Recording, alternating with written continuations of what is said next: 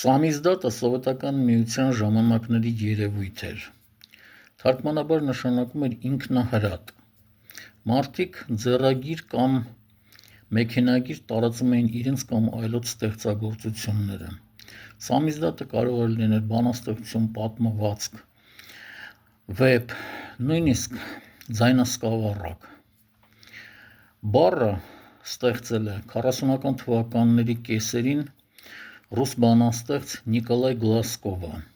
որին այդ ժամանակ չէին տպագրում, չնայած հետո եղել է նաև Գրողների միության անդամ, գրքերի հեղինակ։ Նա փոքրիկ մեքենագիր սարքում էր իր բանաստեղծությունները և տարածում, վրան գրելով «Սամ իզդատ», այսինքն ինքնահրատ, ալտերնատիվ էր «Գոս իզդատին», պետհրատին։ Հայաստանում նույնպես եղել են ինքնահրատ ստեղծագործություններ, նույնիսկ ամսագրեր։ Հիշում եմ այսպիսի մի բան, 70-80-ական թվականներին մի բանաստեղծություն էր տարածվում, բավականին երկար, կարելի ասել, որ պոեմ էր, նվիրված էր 1965 թվականի ապրիլի 24-ի ցույցերին։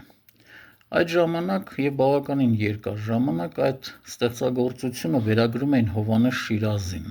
բայց 80-ական թվականների վերջին, 90-ականների սկզբին հայտնվեց մի մարդ, որը ասաց, որ դրա հեղինակը ինքն է, այսինքն ի սկզբանե վախեցել էր իր անունը գրել ստեղծագործության տակ։ Սամիզդատի համար մարդուն կարող էին դատել, նույնիսկ անկախ նրա բովանդակությունից։